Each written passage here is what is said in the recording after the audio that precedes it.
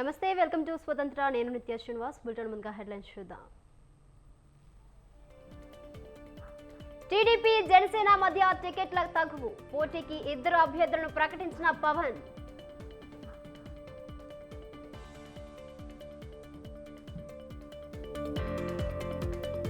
నియోజకవర్గ ఇన్ఛార్జ్ల మార్పుపై YCP focus, camp కార్యాలయానికి క్యూ కట్టిన నేతలు.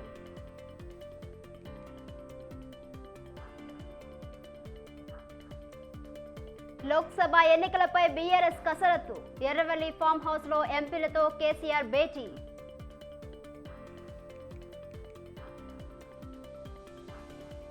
ఇప్పటి వరకు ప్రజా సమస్యలపై పోరాట, ఇకపై చట్టసభల్లో పోరాడతానన్న కోదండరాం. నియంతృత్వ పాలనకు ప్రజలు చరమగీతం పాడారన్న తమిళిసై, గవర్నర్ వ్యాఖ్యలను తప్పుపట్టిన గులాబీ నేతలు.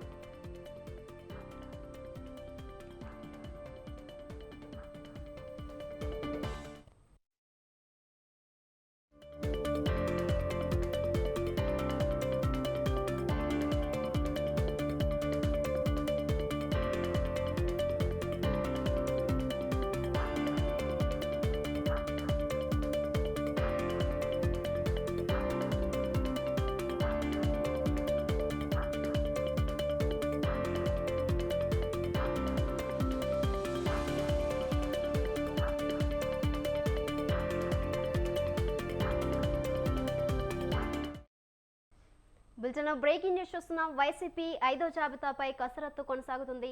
కొన్ని నియోజకవర్గాల్లో ఇన్ఛార్జ్ల మార్పులు చేర్పులు కొనసాగుతున్నాయి.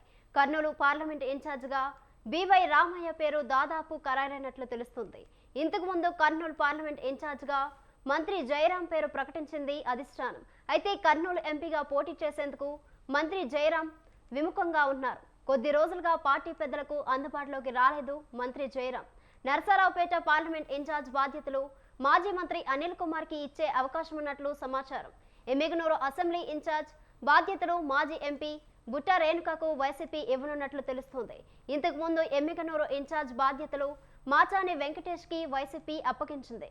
రేపెల్లే అసెంబ్లీ బాధ్యతలు మళ్లీ మోపిదేవి వెంకటరమణకు ఇచ్చే అవకాశాలున్నట్లు తెలుస్తుంది. రాజమండ్రి పార్లమెంట్ ఇన్ఛార్జ్ బాధ్యతలు గూడూరి శ్రీనివాస్ కి ఇచ్చే అవకాశం ఉంది. కాకినాడ పార్లమెంట్ బాధ్యతలు చమలశెట్టి సునీల్ ఇచ్చే ఛాన్స్ ఉన్నట్లు సమాచారం. నెల్లూరు ఎంపీ అభ్యర్థిగా వేమిరెడ్డి ప్రభాకర్ రెడ్డి పేరు ఖరారైనట్లు తెలుస్తోంది.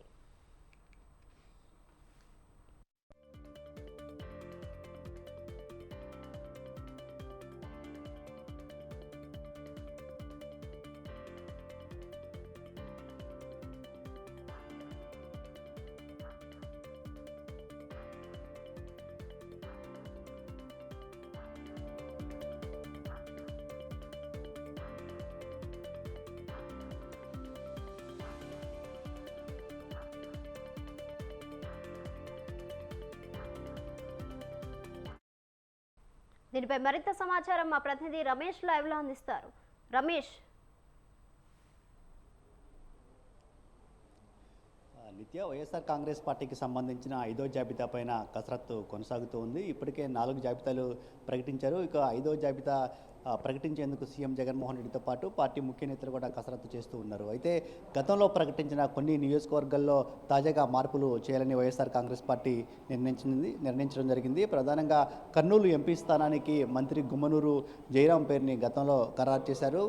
కర్నూలు పార్లమెంటు ఇన్ఛార్జిగా మంత్రి గుమ్మనూరు జయరాంకి బాధ్యతలు అప్పగించారు. కానీ గుమ్మనూరు జయరాం కర్నూలు ఎంపీగా పోటీ చేసేందుకు ఆసక్తి చూపించడం లేదు. ఆయన అయిష్టంగానే ఇన్ఛార్జిగా ప్రకటించిన తర్వాత కొంతగా పార్టీ కార్యకర్తలతో సమావేశమయ్యారు. ఈ సమావేశం సందర్భంగా తాను కర్నూలు ఎంపీగా తనకు పార్టీ అధిష్టానం అవకాశం ఇచ్చింది. అయితే ఎన్నికల నాటికి ఏదైనా జరగవచ్చంటూ గతంలోనే చెప్పారు. కానీ ఈ మధ్యకాలంలో గుమ్మనూరు జయరాం పార్టీ ముఖ్య నేతలకు అందుబాటులోకి రావటం లేదు. ప్రధానంగా ఇన్ఛార్జి బాధ్యతలు అప్పగించిన తర్వాత ఆయన పార్టీ పైన కొంత పార్టీ నేతలపైన అసంతృప్తిగా ఉన్నారు. ఈ నేపథ్యంలోనే పార్టీ ముఖ్య నేతలు కూడా అందుబాటులోకి రావటం లేదు. దీంతో గుమ్మనూరు జయరాంని కర్నూలు పార్లమెంటు ఇన్ఛార్జిగా తప్పించి అక్కడ బీసీ సామాజిక వర్గానికి చెందిన బివై రామయ్య పేరును దాదాపుగా ఖరారు చేసినట్టు తెలుస్తుంది. దీనికి సంబంధించి అధికారికంగా ప్రకటన రావాల్సి ఉంది.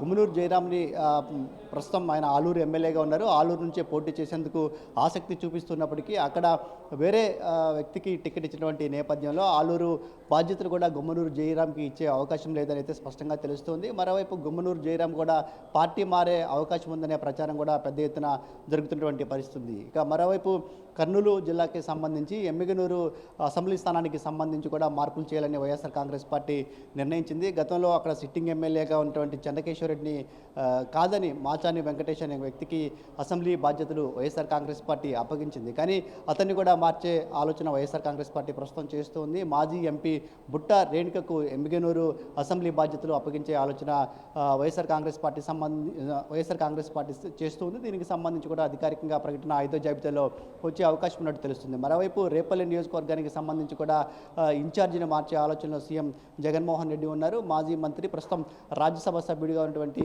మోపిదేవి వెంకటరమణకు తిరిగి ఆ నియోజకవర్గ బాధ్యతలు అప్పగించే అవకాశం ఉంది. 5వ జాబితాలో దీనికి సంబంధించి కూడా ఒక స్పష్టత వచ్చే అవకాశం ఉంది. ఇక ప్రధానంగా ఎంపీ స్థానాలకు సంబంధించి సీఎం జగన్మోహన్ రెడ్డి కసరత్తు చేస్తూ ఉన్నారు. మొత్తం 25 పార్లమెంటు స్థానాలు ఉండగా ఇప్పటికీ 10 పార్లమెంటు స్థానాలకు సంబంధించి మార్పులు చేర్పులు పూర్తయ్యాయి. మిగిలినటువంటి నియోజకవర్గాల్లో ఎవరిని ఇన్ఛార్జీలుగా నియమించాలనే అంశానికి సంబంధించి కూడా కసరత్తు అయితే జరుగుతుంది. ప్రధానంగా నర్సరావుపేట పార్లమెంట్ స్థానానికి సంబంధించి సిట్టింగ్ ఎంపీగా ఉన్న లావు శ్రీకృష్ణదేవరాయలు వైఎస్ఆర్ కాంగ్రెస్ పార్టీకి ఎంపీ పదవికి రాజీనామా చేశారు. ఆ నియోజకవర్గానికి సంబంధించి బీసీ నేతను ఎంపీ అభ్యర్థిగా ప్రకటించాలని సీఎం జగన్ భావిస్తూ ఉన్నారు. అందులో భాగంగా నెల్లూరు సిటీ ఎమ్మెల్యే అనిల్ కుమార్ యాదవ్ పేరు ప్రముఖంగా వినిపిస్తూ ఉంది. ఆయన నిన్న ముఖ్యమంత్రి జగన్మోహన్ రెడ్డితో కూడా సమావేశమయ్యారు.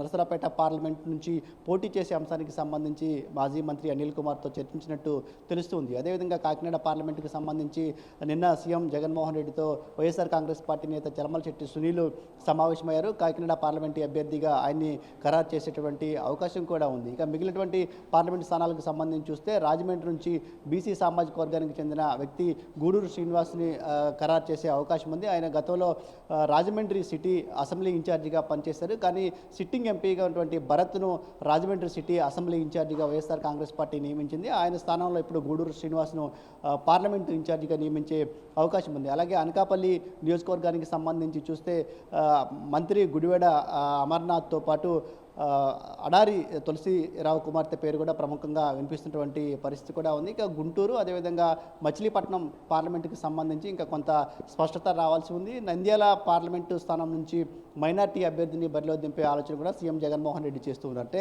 5వ జాబితాకి సంబంధించి కసరత్తు జరుగుతుంది. 5వ జాబితాలో ఇటు పార్లమెంటు స్థానాలతో పాటు మార్పులు చేర్పులు ఏవైతే ఉన్నాయో నియోజకవర్గాలు అసెంబ్లీ నియోజకవర్గాలు వాటిపైన కూడా ఒక స్పష్టత తీసుకొచ్చే ఆలోచనలో సీఎం జగన్మోహన్ రెడ్డి ఉన్నారు. కొన్ని చోట్ల కొత్తగా ఇన్ఛార్జీలు నియమించడం, అదేవిధంగా కొన్ని నియోజకవర్గాల్లో ఇప్పటికే ఎవరైతే ఇన్ఛార్జీలను కొత్తగా నియమించారో వారి స్థానంలో మళ్ళీ వేరే వారికి బాధ్యతలు అప్పగించే అవకాశం కూడా ఉన్నట్లు వైసీపీ వర్గాలు అయితే చెప్తూ ఉన్నాయి. మొత్తంగా చూస్తే మాత్రం ఈ 5వ జాబితానే తుది జాబితాగా ఉండే అవకాశం ఉంది. 5వ జాబితా ప్రకటన తర్వాత సీఎం జగన్మోహన్ రెడ్డి పూర్తిగా ప్రజల్లోకి వెళ్లేందుకు సిద్ధమవుతూ ఉన్నారు. రాష్ట్ర వ్యాప్తంగా భారీ బహిరంగ సభలు కూడా నిర్వహించేందుకు సిద్ధమయ్యారు. రేపటి నుంచి సిద్ధం పేరుతో క్యాడర్తో సమావేశాలు ఏర్పాటు చేస్తూ ఉన్నారు. భారీ బహిరంగ సభలను కూడా ఏర్పాటు చేస్తూ ఉన్నారు. మొత్తంగా చూస్తే వైఎస్ఆర్ కాంగ్రెస్ పార్టీకి సంబంధించి ఎమ్మెల్యే ఎంపీ అభ్యర్థుల మార్పులు చేర్పులకు సంబంధించిన కసరత్తు అయితే తుది దశకు చేరుకుందని చెప్పుకోవచ్చు. 5వ జాబితా వచ్చిన తర్వాత మొత్తం 175 అసెంబ్లీ స్థానాలకు సంబంధించి అదేవిధంగా 25 పార్లమెంట్ స్థానాలకు సంబంధించి ఒక స్పష్టత వచ్చే అవకాశం ఉంది. మొత్తం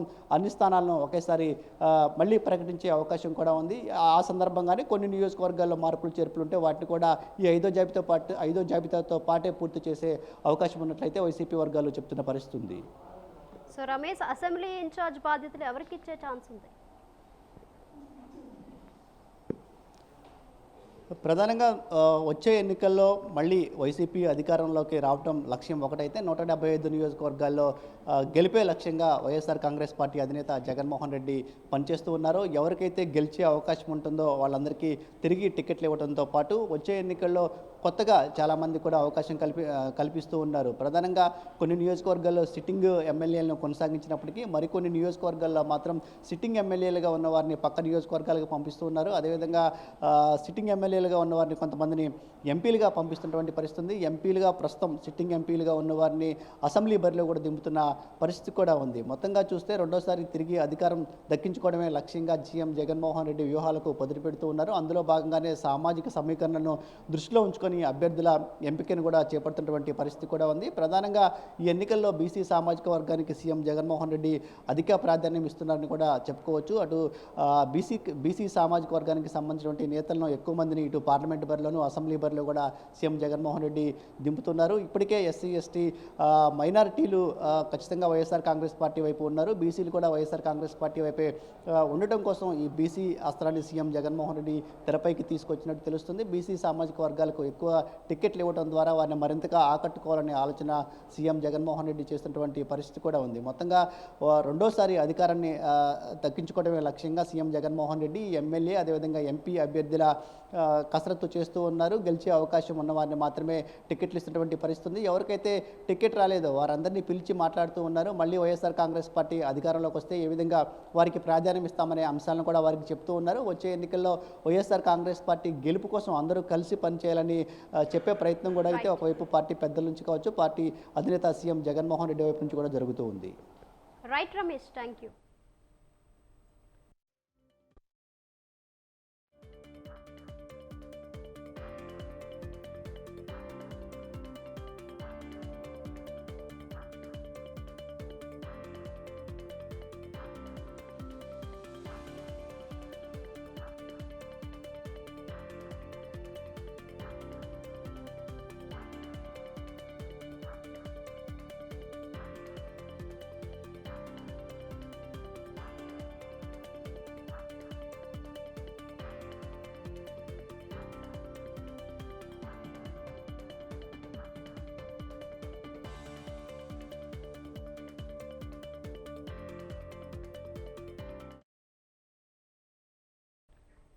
జనసేన అధినేత పవన్ కళ్యాణ్ సంచలన వ్యాఖ్యలు చేశారు.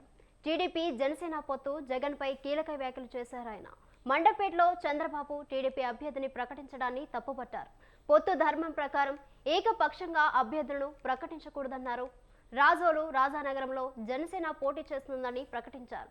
వాళ్ళు 2 సీట్లు ప్రకటించారు కాబట్టి తాము కూడా 2 సీట్లు ప్రకటిస్తున్నట్లు చెప్పారు. ఒంటరిగా పోటీ చేస్తే కొన్ని సీట్లు వస్తాయి గానీ అధికారంలోకి వస్తామో లేదో తెలియదని చెప్పారు. ఈ సందర్భంగా సీఎం జగన్ పై ఆరోపణలు చేసిన పవన్, జగన్ ముఖ్యమంత్రో సారా వ్యాపారో అర్థం కావడం లేదన్నారు. దళితులు 22 పథకాలు తీసేసి అంబేద్కర్ విగ్రహం ఏర్పాటు చేశారని దుయ్యబట్టారు పవన్ కళ్యాణ్.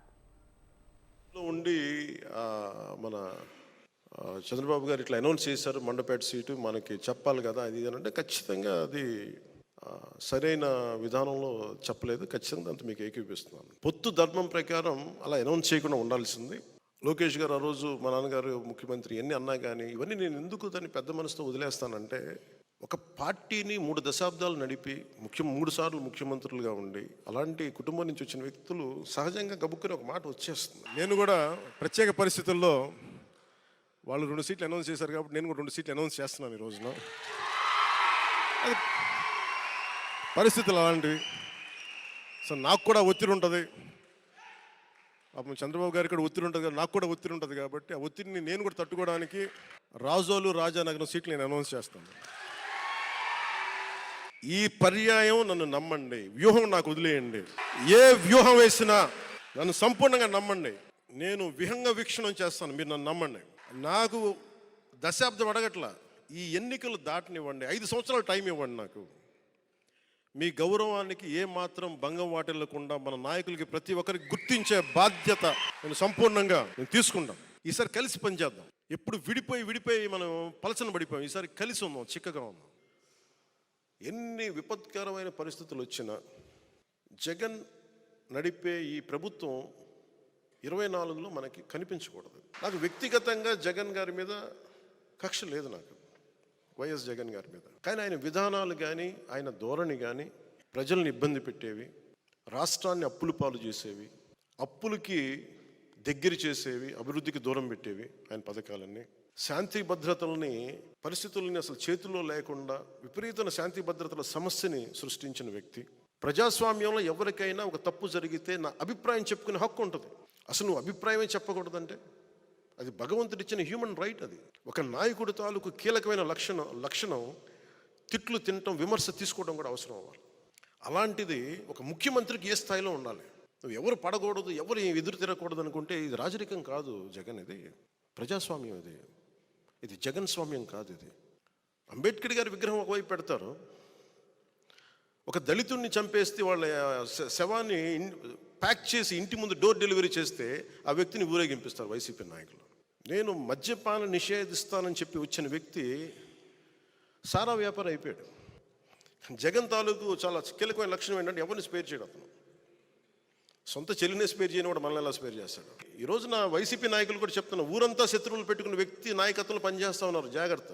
రేపొద్దున మీకు కష్టాలు వస్తే మళ్ళీ పవన్ కళ్యాణ్ దగ్గరికి రావాలి, గుర్తుపెట్టుకోండి. మనస్ఫూర్తిగా మమ్మల్ని అందరినీ ఏదో ఒకలా మేము చూసుకుంటాం బాగా. ఎందుకంటే చాలా పెద్ద మనసు. ఎందుకు పెద్ద మనసు అంటే కక్షపూరితంగా ఉంటే సమాజం విచ్ఛిన్నం అయిపోతుంది. జనసేన ఎందుకు సింగిల్గా వెళ్ళకూడదు? మనం ఎంతసేపు బలాన్ని ఇచ్చేవాళ్ళం అవుతున్నాం కానీ బలం తీసుకునే వాళ్ళం అవ్వట్లేదు. మనం అంటే మన ఇన్ని స్థానాలు తీసుకోవాలి, 53 స్థానాలు తీసుకోవాలి, 70 స్థానాలు తీసుకోవాలి అంటే ఇవన్నీ తెలియని వ్యక్తిని కాదు నేను. మనోడికి అసలు ప్రాక్టికాలిటీ తెలియదు, వీధుల్లో తిరగడు కాబట్టి, జనంతో తిరగడు కాబట్టి అసలు మనం ఏమనుకుంటామో తెలియదు. మీరు ఏమనుకోకపోతే తెలియకపోతే నేను రాజకీయాల్లోకి ఎందుకు వస్తాను? నాకైనా సరదానా అవివేకమా? నాకేమన్నా ఇద్దరు వ్యక్తుల్ని కలపడం చాలా కష్టం, ఇద్దరు వ్యక్తులను విడగొట్టడం చాలా తేలిక. ఒక కట్టడాన్ని నిర్మించడం కష్టం, ఒక కట్టడాన్ని కూల్చడం ఒక లెస్ దెన్ 24 సెకండ్స్ చాలు. అందుకే నేను ఎప్పుడు నిర్మాణాన్ని ఇష్టపడతాను, విధ్వంసాన్ని ఇష్టపడను. అందుకే నా పద్ధతులు ఒకసారి ఇబ్బందిగా ఉంటాయి. నాకు కనుక 2019లో నాకు సలహాలు ఇచ్చేవాళ్ళందరూ, నేను 153 స్థానాల్లో పోటీ చేయించాను. 30-40 మంది కనుక నన్ను ఎమ్మెల్యేలుగా గెలిపించుంటే ఈరోజు సంపూర్ణ హక్కు ఉండేది. 30-40 మంది పక్కన పెట్టండి, కనీసం నన్ను కూడా గెలిపించలేకపోయారు. కనీసం నన్ను గెలిపించున్నా కానీ బాగుండేది. 30-40 స్థానాల్లో పెట్టి కనీసం నన్ను గెలిపించిన ఒక్క సీటు నాకు గెలిచిగా నేను ఎల్లుండుంటే అప్పుడు నీ కోసం నిలబడ్డాం. అందుకని ఈసారి నువ్వు ముఖ్యమంత్రి స్థానం అడగండి, ముందుకు వెళ్ళకూడదు పొత్తునంటే అప్పుడు నేను వింటాను సంపూర్ణంగా. రిజల్ట్స్ చూపించకుండా ఎలా అడుగుతాం? ఈరోజు మనందరితోటి మర్యాదగా మాట్లాడుతున్నారు, గౌరవిస్తున్నారు కేంద్ర ప్రభుత్వం అంటే 18 లక్షల ఓటు పైచిలుకు మనం సంపాదించగలిగాం. మనం పోయిన ఎన్నికల్లో మనం ఇంట్లో వాళ్ళు నిలబడితే మన ఇంట్లో వాళ్ళే ఓటేరు. అలాంటి వ్యక్తులు బోల్డంతమంది ఉన్నారు. ఇక్కడ కన్విన్స్ చేయలేం, 1 లక్షల మందిని కల్పించి కన్విన్స్ చేయలేం మీరు నాకు ఓటేయండి అని. నేను దశాబ్దం పాటు నలిగి అవమానాలు పడి పిచ్చి పిచ్చిగా మాట్లాడుతున్నా అన్ని దేనికి భరిస్తాం? ఇవన్నీ ఇండివిజువల్గా వెళ్తే ఏం జరిగి ఉండేదంటే ఖచ్చితంగా మనం కొన్ని సీట్లు సాధిస్తాం, అనుమానం లేదు దాంట్లో. ప్రభుత్వంలోకి అడుగు పెడతాం లేదు నాకు తెలియదు. నేను పోయినసారి జరిగిన దీని పరాభవం అనండి, దెబ్బనండి, ఓటమి అనండి, అది నన్ను చాలా ఆలోచన తీరుని మార్చుకునేలా చేసింది. నన్ను భారతరత్న అవార్డు వచ్చిన కర్పూరి ఠాకూర్ గారికి, పద్మవిభూషణ్ అవార్డు వచ్చిన శ్రీ వెంకయ్య నాయుడు గారికి, మా పెద్దన్నయ్య మెగాస్టార్ చిరంజీవి గారికి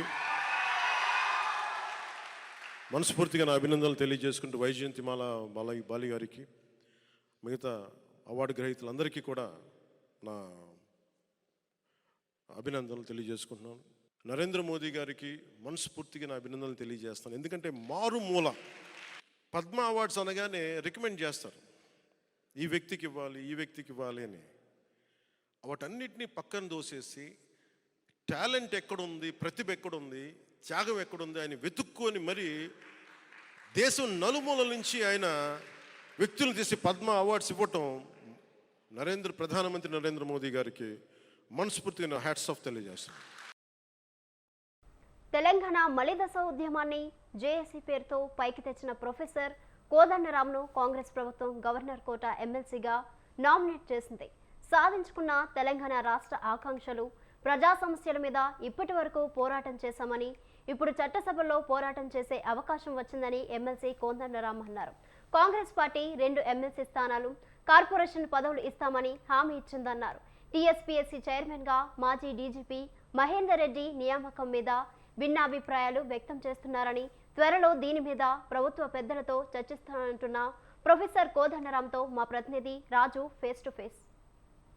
ఉద్యమానికి సారథ్యం వహించినటువంటి నేత ప్రొఫెసర్ కోదండరాం గారు మనతో పాటు ఉన్నారు. ఆయనకు గవర్నర్ కోట ఎమ్మెల్సీగా ప్రభుత్వం అవకాశం ఇచ్చింది. ప్రస్తుతం మనతో పాటు మాట్లాడడానికి కోదండరాం సార్ ఎట్లా ఫీల్ అవుతా ఉన్నారు? ఎమ్మెల్సీగా ఏళ్ల పాటు తెలంగాణ కోసం కృషి చేసిన, పోరాటం చేసినటువంటి నాయకుడిగా మీరున్నారు. ఇప్పుడు మీకు ఈ అవకాశం దక్కింది. ఏ విధంగా ఉండబోతుంది మీ పోరాటం? సంతోషంగానే ఉంది.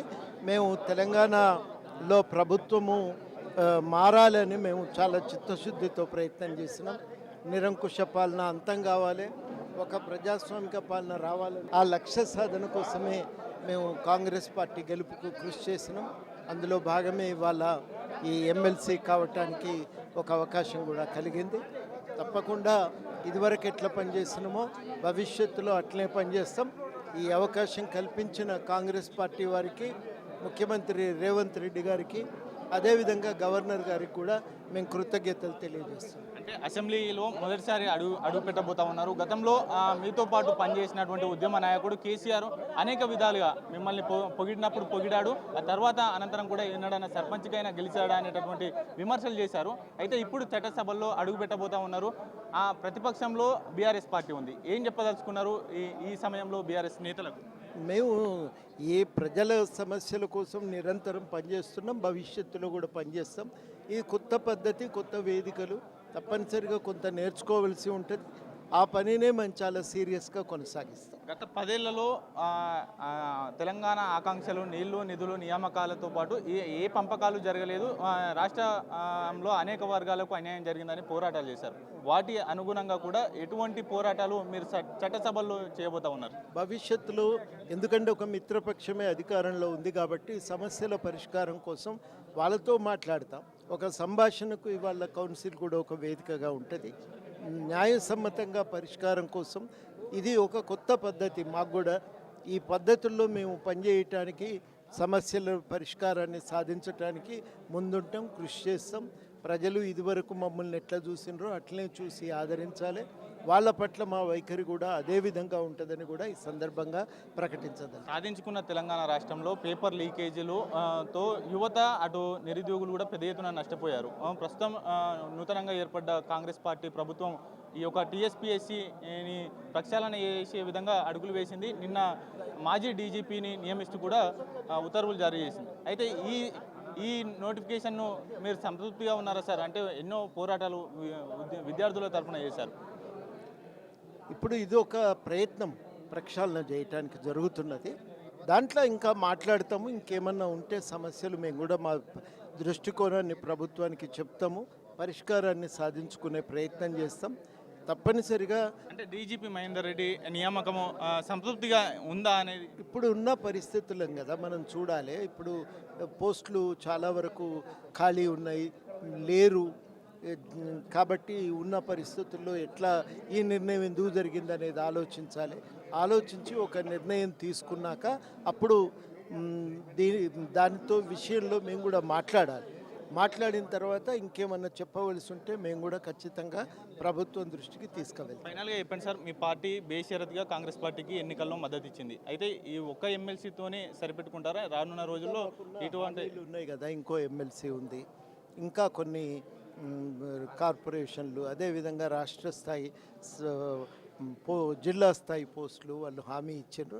అవి కూడా వీలైనంత తొందరగా వాళ్ళు భర్తీ చేస్తారని కూడా మేము ఆశిస్తాం.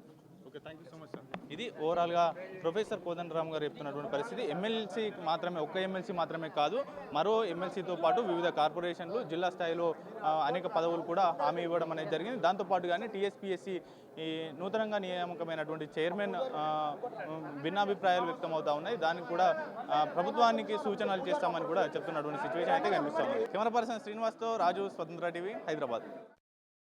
సిద్దిపేట గర్ల్స్ హై స్కూల్లో 10వ తరగతి విద్యార్థులకు Siddipet MLA Harish Rao digital content books పంపిణీ చేశారు. హై స్కూల్ను కార్పొరేట్ స్కూల్ను తలపించేంత తీర్చిదిద్దుకున్నామన్నారు. డిజిటల్ కంటెంట్ బుక్స్ విద్యార్థుల మెదస్సుకు పదును పెట్టేలా ఉపయోగపడుతుందన్నారు. తెలంగాణ రాష్ట్రం ఏర్పడ్డాక సిద్దిపేట అన్ని రంగాల్లో ఆదర్శంగా నిలుస్తుందన్నారు. ఉపాధ్యాయులు విద్యార్థులపై ప్రత్యేక శ్రద్ధ చూపాలన్నారు. సందర్భంగా మీ అందరినీ కలుసుకోవడం నాకు చాలా సంతోషంగా ఉంది. ఈరోజు 10వ తరగతి పిల్లలకు డిజిటల్ కాంటెంట్ ఇవ్వాలని చెప్పి ఈ కార్యక్రమం ప్రారంభిస్తా ఉన్నాం. అది గర్ల్స్ హై స్కూల్ నుంచే ప్రారంభించడం ఇంకా చాలా సంతోషంగా ఉంది. మరి మన గర్ల్స్ హై స్కూల్ నుంచి 10వ తరగతి పరీక్ష రాయబోతా ఉన్నారు. నా కోరిక ఏంటంటే 100% రిజల్ట్ రావాలి అండ్ కనీసం 25 మందికి తగ్గకుండా 10/10 GPA రావాలి. ఈ డిజిటల్ కాంటెంట్ అనే బుక్స్ మీకు ఇవ్వాలని చెప్పి డిసైడ్ చేసి ముఖ్యంగా 4 కార్యక్రమాలు చేస్తున్నాం. ఒకటి, మీ తల్లిదండ్రులందరికీ లెటర్ రాశాను. 2, ఈ రోజు రేపో మీ అమ్మా నాన్నలతో, అఫ్ కోర్స్ ఈ రోజు వద్దు, స్కూల్ ఉన్న రోజు మీ అమ్మా నాన్నలతో ఒక రోజు టెలిఫోన్ లో కూడా మాట్లాడతా. आपके पूरे माता पिता से मैं फोन पे बात करता हूँ. అనంతపురం జిల్లా రాయదుర్గంలో గణతంత్ర వేడుకలు జరిగాయి. ఈ వేడుకల్లో వైసీపీ సమన్వయకర్త మెట్టు గోవిందరెడ్డి, ప్రభుత్వ విప్ కాపు రామచంద్రారెడ్డి పాల్గొన్నారు. రాయదుర్గం తనకి తల్లి లాంటిదని, తన వంతు సహాయ సహకారాలు ఎల్లప్పుడూ ఉంటాయని మెట్టు గోవిందరెడ్డి అన్నారు. ప్రజలను గౌరవిస్తూ వారికి ఎల్లప్పుడూ అందుబాటులో ఉంటానని తెలిపారు.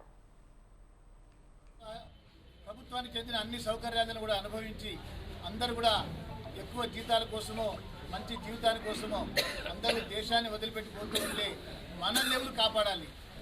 కాబట్టి నిజంగా కూడా మన దేశంలో చదివిని మన దేశాని కోసం ఎవరైతే పాటుపడుతున్నారో వాళ్ళు నిజమైన దేశభక్తులు అని చెప్పి ఈ సందర్భంగా నేను మీ అందరికీ కూడా తెలియజేస్తా ఉన్నాను. అదేవిధంగా ఈ రోజు వరకు కూడా పరిస్థితులు చూస్తుంటే India is a rich country with where Indians are poor అని చెప్పారు. మన భారతదేశం చాలా చాలా సుసంపన్నమైన దేశమే, కానీ భారతీయుల్లో చాలామంది ఈరోజు కూడా వీధరికంతో ఉన్నారు. అది పోవాలంటే ఇంకా చాలా కాలం పడుతుంది అనేటువంటి విషయాన్ని మనం అందరూ కూడా ఒప్పుకోవాల్సి వస్తూ ఉంది. ఒకవైపు ప్రపంచ ప్రఖ్యాతిగాంచిన శ్రీమంతులు మన దగ్గరే ఉన్నారు, తినడానికి అన్నము లేని బీదవాళ్ళు కూడా మన దగ్గరే ఉన్నారు. కాబట్టి అది పోవాలంటే కూడా అందరం కూడా పెద్ద మనసుతో మనం ఆలోచన చేయాలి. ఉన్నవాడు లేనివాడు అనేటువంటి ఈ వ్యత్యాసం అనేది. ఇవి బులెటిన్ డీటెయిల్స్. కీప్ వాచింగ్ స్వతంత్ర.